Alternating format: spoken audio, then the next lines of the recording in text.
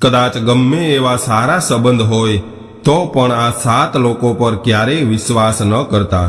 નમસ્કાર, પ્રણામ, સ્વાગત છે તમારું એક નવા વિડીયોમાં। મિત્રો, આજની કહાની ખૂબ સમજવા અને વિચારવા લાયક કહાની બનવાની છે, તો તમને વિનંતી છે કે આ કહાની અંત સુધી ધ્યાનથી સાંભળજો અને પસંદ આવે તો વિડીયોને લાઈક, શેર અને નવા હોય તો ચેનલને સબસ્ક્રાઇબ જરૂરથી કરજો। મિત્રો, આજનો આ વિડીયો તમે ધ્યાનથી સાંભળી લેશો તો અમારો વિશ્વાસ કરો કે તમે તમારા જીવનમાં ક્યારેય દગાખોરીની જાળમાં નહીં ફસાવ। અમે જોયું છે કે આજના સમયમાં ઘણા બધા લોકો દગાખોરીનો શિકાર બને છે। ચતુર લોકો સામાન્ય માણસને મૂર્ખ બનાવીને એનું બધું જ ધન લૂંટી લે છે અથવા તો કોઈ બીજી રીતે મૂર્ખ બનાવે છે। કોઈની સ્ત્રીને પોતાની પ્રેમ જાળમાં ફસાવી લે છે તો કોઈ સ્ત્રી ખુદ પોતાના પતિ સાથે દગો કરે છે અથવા તો કોઈ સ્ત્રીનો પતિ એની સાથે દગો કરીને પર સ્ત્રીમાં લિપ્ત થાય છે। કોઈનો મિત્ર ગદ્દારી કરે છે તો કોઈનો ભાઈ ગદ્દારી કરે છે। આ બધું શા માટે થાય છે? એના અમુક કારણો તમને આ વિડીયોમાં જાણવા મળશે કે લોકો દગાખોરીનો શિકાર કેમ બને છે અને આવા દગાખોર લોકોથી આપણે કેવી રીતે બચવું જોઈએ। તો ચાલો શરૂ કરીએ આજની કહાની। મિત્રો, એક નગરમાં એક ભોલા નામનો વ્યક્તિ પોતાની પત્ની સાથે રહેતો હતો। ભોલો ખૂબ બુદ્ધિમાન હતો, પરંતુ પોતાના નામની જેમ અત્યંત ભોળો હતો। ભોલાની પત્ની અત્યંત સુંદર હતી। ભોલો પોતાની પત્નીને ખૂબ પ્રેમ કરતો હતો। ભોલો જેટલો સીધો અને સજ્જન હતો એટલી જ એની પત્ની ચતુર અને ધૂર્ત હતી। એ જેટલી સીધી બનતી હતી એટલી સીધી હતી નહીં। ઢોંગ અને દેખાવ કરવામાં એ ખૂબ માહેર હતી। આપણે જોઈએ છીએ કે ઘણી વખત લોકો બીજાના વિનમ્ર સ્વભાવને એની કમજોરી સમજી લે છે। કદાચ કોઈ તમને માન આપતું હોય, તમારું સન્માન કરતું હોય, તમારા રૂપ ગુણની પ્રશંસા કરતું હોય અને કદાચ એ તમને ખોવા ન માંગતા હોય, એટલા માટે એ તમારી સામે ઝૂકી જાય છે। એ તમને પ્રેમ કરતા હોય છે, એટલા માટે તમારી દરેક વાતો માને છે, તમારા ઉપર ભરોસો કરે છે, એટલા માટે તમને પૂરી આઝાદી આપે છે। એ તમને દુઃખી નથી જોવા માંગતા, તમને ઉદાસ નથી જોવા માંગતા, એટલા માટે એ તમારી દરેક ઈચ્છા પૂર્ણ કરે છે। પરંતુ એની આવી આદતોને સામેવાળા એની કમજોરી સમજવા લાગે છે અને એ એવું વિચારવા લાગે છે કે મારી અંદર જરૂર કોઈ વિશેષ ગુણ છે, એટલા માટે આ મારું સન્માન કરે છે, અથવા તો આ મારાથી ડરે છે, એટલા માટે મારી દરેક વાતો માને છે।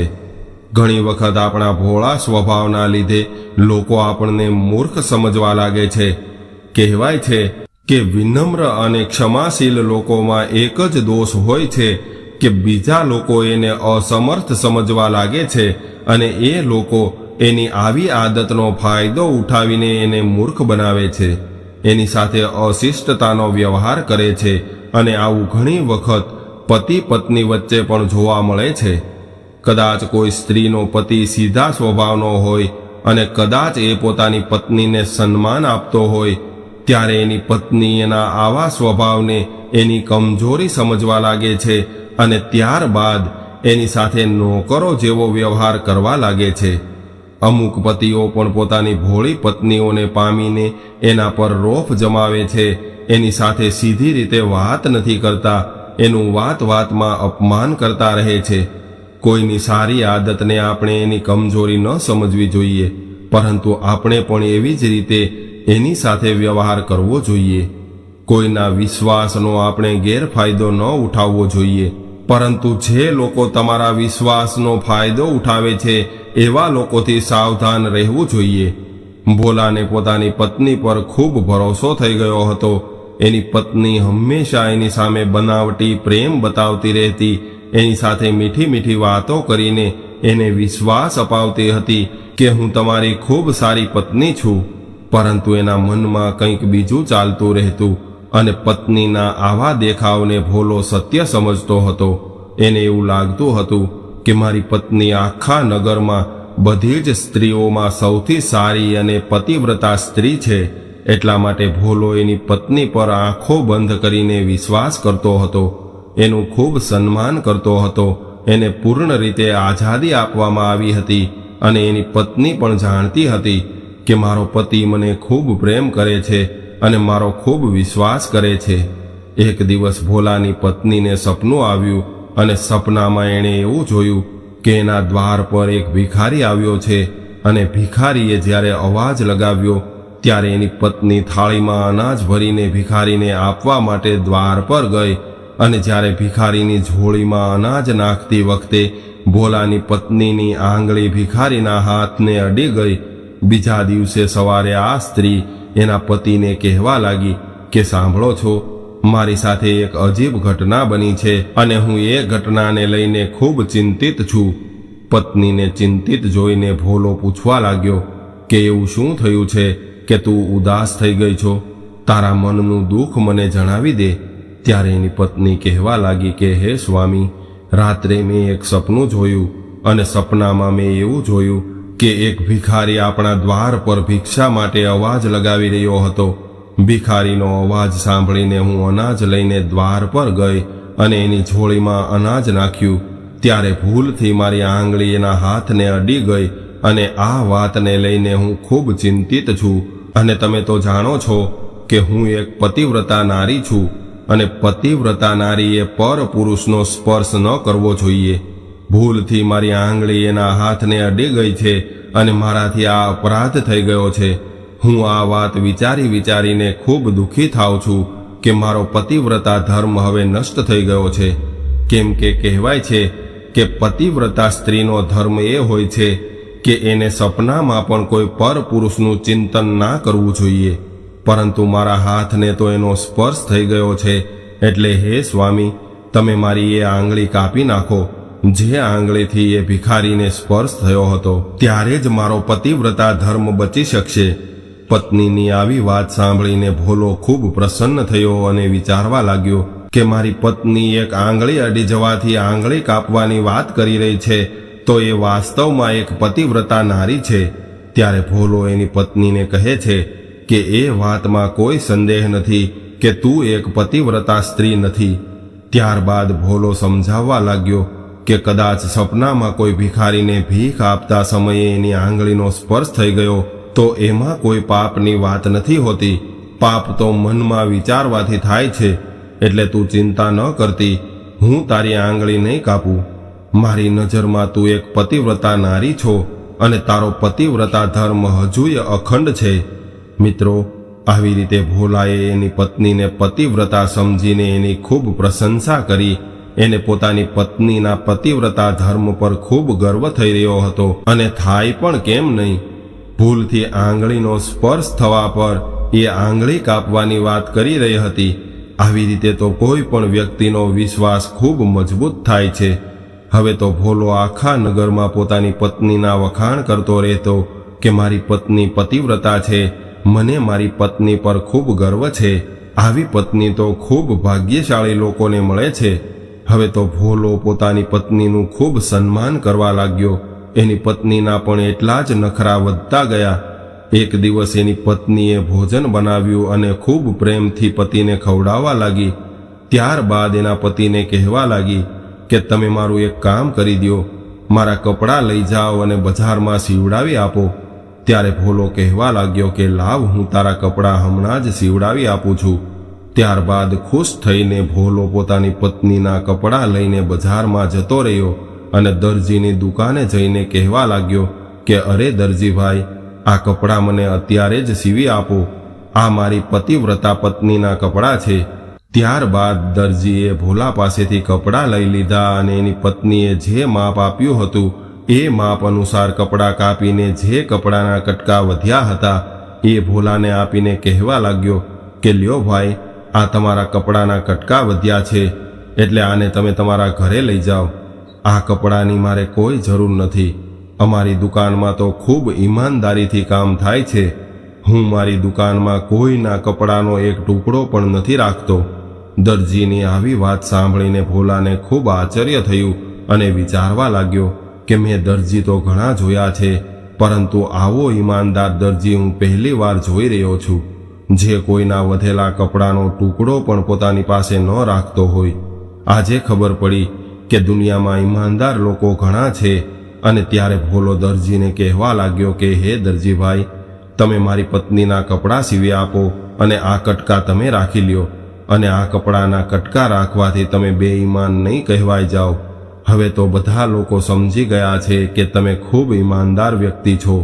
ત્યારે દરજી કહે છે કે હે ભાઈ, હું મારો નિયમ નહીં બદલું. મારો એ નિયમ છે કે હું કપડાના ટુકડા મારી પાસે નથી રાખતો. એટલે તમે આ વધેલા કપડાના કટકા તમારા ઘરે લઈ જાઓ, ત્યારે જ હું તમારી પત્નીના કપડાં સીવી આપીશ. ત્યારબાદ ભોલો પોતાના કપડાના કટકા લઈને ઘર તરફ ચાલવા લાગ્યો અને વિચારવા લાગ્યો કે દુનિયામાં ઘણા બધા ઈમાનદાર લોકો પડ્યા છે. આ દરજી તો મારી પત્ની કરતાં પણ વધારે ધર્માત્મા વ્યક્તિ છે.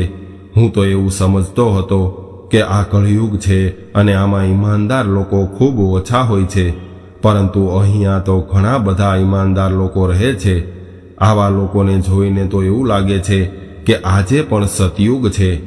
આવું બધું વિચારતા વિચારતા ભોલો એના ઘરે પહોંચ્યો અને જોયું તો એની પત્ની ઘરે નહોતી અને ઘરનો બધો જ સામાન જ્યાં ત્યાં વિખેરાયેલો પડ્યો હતો.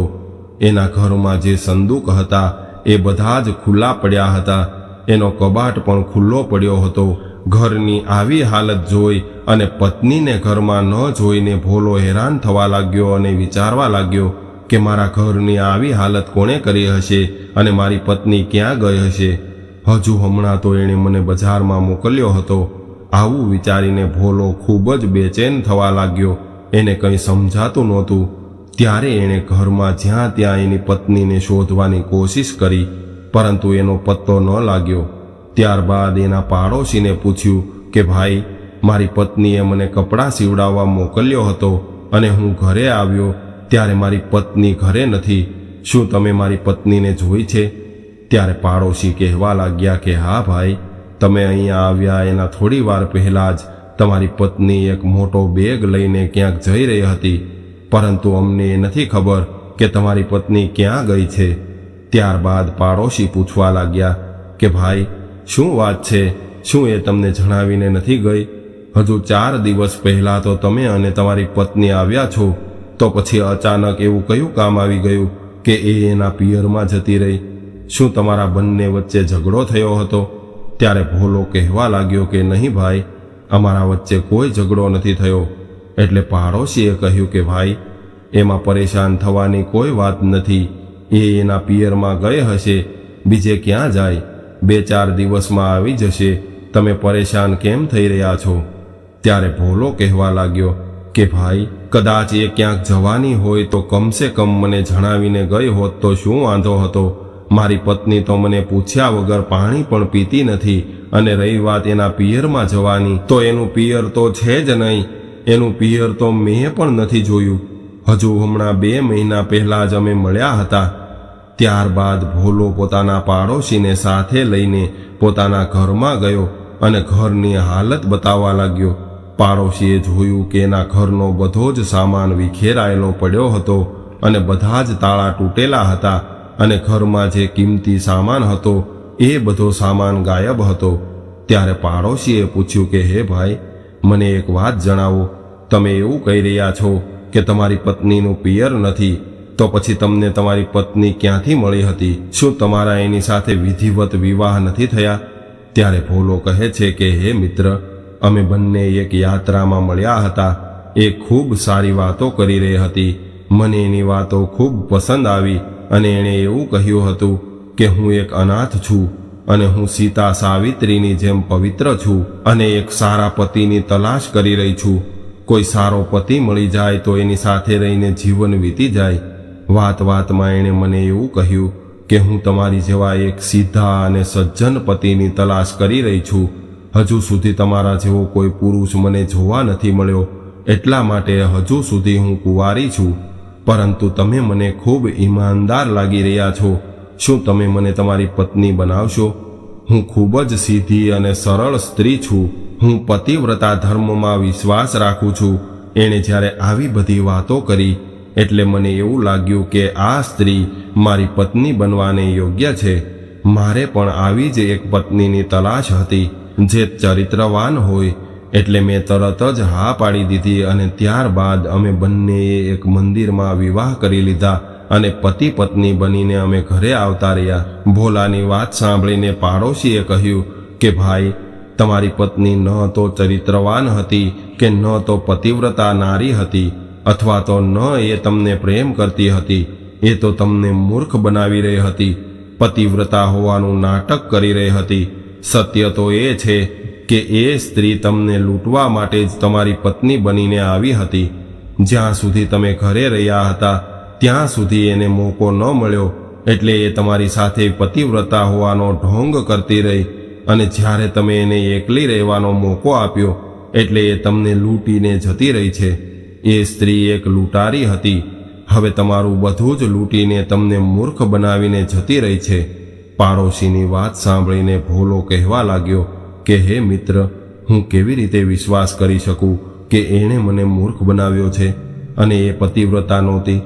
ત્યારબાદ ભોલો એને સવારવાળી ઘટના જણાવવા લાગ્યો અને કહેવા લાગ્યો કે કાલે સવારે જ્યારે ઉઠી એટલે મને જણાવ્યું હતું કે રાત્રે એણે એક સપનું જોયું હતું અને સપનામાં દરવાજા પર એક ભિખારી આવ્યો હતો અને એ ભિખારીને ભીખ આપવા ગઈ ત્યારે ભિખારીના હાથને એની એક આંગળીનો સ્પર્શ થઈ ગયો હતો. એટલા માટે એ મને એવું કહી રહી હતી કે તમે મારી એક આંગળી કાપી નાખો, કેમ કે મારી આ આંગળીથી એક પરાયા પુરુષનો સ્પર્શ થઈ ગયો છે. અને એની આ વાત સાંભળીને મને એવું લાગ્યું કે મારી પત્ની ખૂબ મોટી પતિવ્રતા છે, એટલે જ તો એ મને પોતાની આંગળી કાપવાનું કહેતી હતી. પરંતુ મને શું ખબર કે એ મને મૂર્ખ બનાવી રહી છે, એ મારા ઘરમાંથી ધન ચોરીને ફરાર થવા માંગતી હશે. ત્યારે પાડોશીએ કહ્યું કે મિત્ર, એ એટલા માટે આંગળી કાપવાનું કહી રહી હતી કેમ કે તમે એના પર ખૂબ વિશ્વાસ કરતા હતા, તમે એને ખૂબ પ્રેમ કરતા હતા અને એ સારી રીતે જાણતી હતી કે તમે એની આંગળી નહીં કાપો. ભોલાનું ભોળપણ અને એની પત્નીની ચતુરાઈ જોઈને પાડોશી હસવા લાગ્યો અને કહેવા લાગ્યો કે મિત્ર, તમે કયા જમાનામાં જીવી રહ્યા છો? અરે, એ તમને મૂર્ખ બનાવીને જતી રહી છે, એટલા માટે જ પતિવ્રતા હોવાનો ઢોંગ કરી રહી હતી. તમે તો એના માતા પિતાને પણ નથી જાણતા, તમે એનું ગામ પણ નથી જોયું, તમે એને રસ્તામાંથી ઉઠાવીને લાવ્યા હતા અને એના પ્રેમમાં એટલા આંધળા થઈ ગયા કે એના સિવાય તમને બીજું કાંઈ દેખાતું નહોતું. હંમેશા આવા સ્ત્રી અને પુરુષો આવી રીતે જ આડંબરનો સહારો લે છે. મિત્રો, પાડોશીની વાત સાંભળીને ભોલાને હવે વિશ્વાસ આવી ગયો હતો કે મારી પત્ની મને લૂંટીને જતી રહી છે, અને ત્યારબાદ વિચારવા લાગ્યો કે મેં તો એને ખૂબ સારી સમજી હતી, પરંતુ એ તો દગાખોર નીકળી. મિત્રો, ત્યારે જ એને પેલા દરજીની યાદ આવી કે ઈમાનદાર તો પેલો દરજી પણ બની રહ્યો હતો. ક્યાંક મારી પત્નીની જેમ આ દરજી પણ દગાખોર નથી ને? એ એટલો બધો ઈમાનદાર બની રહ્યો હતો કે એમણે એની પાસે વધેલા કપડાનો કટકો પણ નથી રાખ્યો. મારી પત્ની તો સતી સાધ્વી બની હતી, એ પણ મને દગો આપીને ભાગી ગઈ છે. હવે મને એ દરજી પર સંદેહ થઈ રહ્યો છે, એટલે મારે જોવું જોઈએ. ત્યારબાદ ભોલો દોડતો દોડતો દરજી પાસે ગયો અને ત્યાં જઈને જોયું તો એ દરજી પણ ત્યાં હતો નહીં. ના એનું મશીન હતું કે ના તો કપડાં હતા. ત્યારે ભોલો માથું પકડીને વિચારવા લાગ્યો કે મેં જેના પર ભરોસો કર્યો, જેની અંદર મને સત્ય દેખાયું, એ લોકો જ સૌથી મોટા દગાખોર નીકળ્યા. મારી પત્ની એટલો બધો દેખાવ કરતી હતી કે જાણે દેવી અનસૂયા પછી બીજો એનો નંબર હોય. એ પણ મને ફક્ત લૂંટવા માટે જ આવી હતી. હવે આ દુનિયામાં કોના પર ભરોસો કરવો? ઈમાનદારી બતાવવા વાળો દરજી પણ કપડાં લઈને ભાગી ગયો છે. હંમેશા લૂંટ કરવાના ઈરાદાવાળા ધૂર્ત પાખંડી લોકો ધર્મ અને સત્યનો દેખાવ કરે છે અને સંસારને લૂંટવાનું કામ કરે છે. આવી રીતે તો જે લોકો વાસ્તવમાં સાચા હોય છે, ધર્મના રસ્તે ચાલવાવાળા હોય છે, એવા લોકોને જોઈને પણ એવું લાગે છે કે આ લોકો પણ લૂંટ કરવાની કોઈ યોજના બનાવી રહ્યા હોય. આવા લોકોના લીધે જ સારા લોકો પણ બદનામ થાય છે. હવે ભોલાએ વિચાર્યું કે જે થવાનું હતું એ થઈ ગયું છે, પરંતુ હું હવે શીખી ગયો છું કે બધી જ ચમકવાવાળી વસ્તુ હીરા નથી હોતી. ભોલાએ હવે નક્કી કરી લીધું કે હું હવે કોઈ પણ દેખાવ અને આડંબર કરવાવાળા વ્યક્તિ પર ભરોસો નહીં કરું, કેમ કે વધારે પડતા બેઈમાન લોકો આવી રીતે જ દગો કરવાનું સાધન બનાવે છે. જે લોકો મોટી મોટી વાતો કરે છે અને હરિશ્ચંદ્રની જેમ સત્યવાદી બનવાનો ઢોંગ કરે છે, એવા લોકો પર ક્યારેય આંખો બંધ કરીને વિશ્વાસ ન કરવો જોઈએ. મિત્રો, આવી રીતે પોતાની મૂર્ખતા પર પસ્તાવો કરીને ભોલો પોતાના ઘરે આવી ગયો. હવે એ પોતાના ઘરે રહેવા લાગ્યો, પરંતુ પત્ની વગર એનું મન નહોતું લાગતું. વારે વારે એની પત્નીનો સુંદર ચહેરો એની સામે આવતો હતો. પત્નીના પ્રેમમાં ભોલો પૂરી રીતે લૂંટાઈ ગયો હતો. હવે ભોલો વિચારવા લાગ્યો કે હું જે પત્નીની ગામના લોકો સામે પ્રશંસા કરતો હતો એને હવે શું મોઢું બતાવીશ. જ્યારે એને ખબર પડશે કે મારી એ જ પતિવ્રતા સ્ત્રી મને છોડીને ભાગી ગઈ છે અને મારા ઘરમાંથી ધન માલ લૂંટતી ગઈ છે, તો એ લોકો મારી મજાક ઉડાવશે. આવું વિચારીને એણે રાત્રિના અંધારામાં પોતાના ઘરે તાળું માર્યું અને પરદેશમાં ધન કમાવા નીકળી ગયો. એણે એવું વિચાર્યું કે પરદેશમાં નોકરી કરીને મારું ગુજરાન કરી લઈશ. મિત્રો, ઘણા દિવસો સુધી ભોલો પરદેશમાં રહીને કામ કરતો રહ્યો. એને એના જીવનમાં સારા મોળા ઘણા બધા લોકો મળ્યા, પરંતુ ત્યારબાદ એણે ક્યારેય કોઈ પર વિશ્વાસ ન કર્યો. કહેવાય છે કે વ્યક્તિ ઠોકર ખાઈને જ હોશમાં આવે છે. ઠોકર પણ જીવનમાં ખૂબ સારા સબક શીખવાડે છે. આવી રીતે ઘણી જગ્યાએ ઠોકર ખાઈને ભોલો એક બીજા રાજાના રાજ્યમાં પહોંચ્યો. એણે એવું સાંભળ્યું હતું કે ત્યાંનો રાજા એક વાતને લઈને ખૂબ પરેશાન રહે છે. જો કે વાત જાણે એવી હતી કે એ રાજાના રાજ્યમાં નાના નાના બાળકોની ચોરી થતી હતી અને ખૂબ શોધવા છતાં પણ બાળકો ચોરવાવાળા મળતા નહોતા. રાજા આ વાતને લઈને ખૂબ ચિંતિત હતા કે બાળકોને ચોરવાવાળા ચોર આખરે કેમ પકડાતા નથી. પરેશાન થઈને રાજાએ પોતાના આખા રાજ્યમાં ઇનામની ઘોષણા કરી હતી કે જે કોઈ વ્યક્તિ બાળકો ચોરવાવાળા ચોરને પકડશે એને ઘણું બધું ઇનામ આપવામાં આવશે. આ વાત જ્યારે ભોલાએ સાંભળી એટલે એ રાજાના દરબારમાં પહોંચી ગયો અને રાજાને કહેવા લાગ્યો કે હે મહારાજ, આ ચોરને તો હું પકડી શકું છું. ત્યારે રાજાએ કહ્યું કે કદાચ એવી વાત હોય તો અમે તમને ઇનામ આપશું, પરંતુ તમારે આ બાળકોના ચોરને પકડવો પડશે. ત્યારે ભોલાએ કહ્યું કે હે મહારાજ, આ કામ કરવા માટે તમારે મારા 2 કામ કરવા પડશે. એક તો મને થોડા સિપાહીઓ આપવા પડશે જે મારી સુરક્ષા કરી શકે અને હું જેને કહું એને પકડી શકે, અને બીજું કામ એ છે કે હું જેને કહું એને ગિરફ્તાર કરવો પડશે. ત્યારે રાજાએ કહ્યું કે ઠીક છે, અમે એવું જ કરશું. ત્યારબાદ રાજાએ 4 સૈનિક ભોલાને આપી દીધા અને ત્યારથી જ ભોલો ચોરને શોધવા લાગ્યો. થોડા દિવસો વીતી ગયા, પરંતુ ચોર હજુ સુધી પકડાયો નહોતો. એક દિવસ રાજાના રાજગુરુ પોતાની સવારી પર બેસીને ધૂમધામથી આવી રહ્યા હતા અને ભોલો પણ પોતાના સિપાહીઓ સાથે ત્યાં જ હતો. ત્યારે ભોલાએ જોયું કે રાજગુરુ કિંમતી વસ્ત્રો પહેરીને રાજ્યમાં ભ્રમણ કરી રહ્યા છે. એની આગળ પાછળ બેન્ડ વાજા વાગી રહ્યા હતા. ખૂબ ધામધૂમથી રાજગુરુની સવારી નગરની વચ્ચેથી નીકળી રહી હતી. ત્યારે ભોલાએ જોયું કે આ રાજગુરુની તો રાજા સહિત બધા જ લોકો ઇજ્જત કરી રહ્યા છે, તો પછી આને આટલું આડંબર કરવાની શું જરૂર છે? ક્યાંક એવું તો નથી ને કે આ રાજગુરુ પણ મારી પત્નીની જેમ આડંબર કરીને લોકોને લૂંટી રહ્યો હોય અને એના બાળકોની ચોરી કરતો હોય? જેવી રીતે હું મારી પત્નીને નથી ઓળખી શક્યો, કદાચ એવું બની શકે છે કે આ લોકો પણ આને ન ઓળખી શકતા હોય. ત્યારે ભોલાએ વિચાર્યું કે ગમે તેમ હોય, પરંતુ આ વ્યક્તિ લોકોના વિશ્વાસનો ફાયદો ઉઠાવી રહ્યો છે. એટલે ભોલાએ તરત જ સિપાહીઓને આદેશ આપ્યો અને રાજગુરુને ગિરફ્તાર કરાવી લીધા.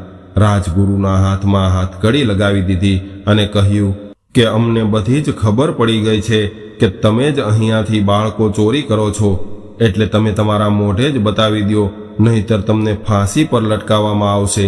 મિત્રો, પોતાના હાથમાં હાથકડી જોઈને રાજગુરુ ભયભીત થઈ ગયા અને ડરના લીધે એમણે બધો જ ભેદ પોતાના મુખથી જણાવી દીધો કે હું જ અહીંયાથી બાળકોની ચોરી કરાવું છું અને મારા આશ્રમમાં બંધ કરું છું. ત્યારબાદ જેના જેના બાળકો ચોરી થયા હતા એ લોકો રાજગુરુના આશ્રમમાંથી પોતપોતાના બાળકોને લઈ આવ્યા. હવે લોકોને પૂરી રીતે વિશ્વાસ આવી ગયો હતો કે રાજગુરુ ચોર છે.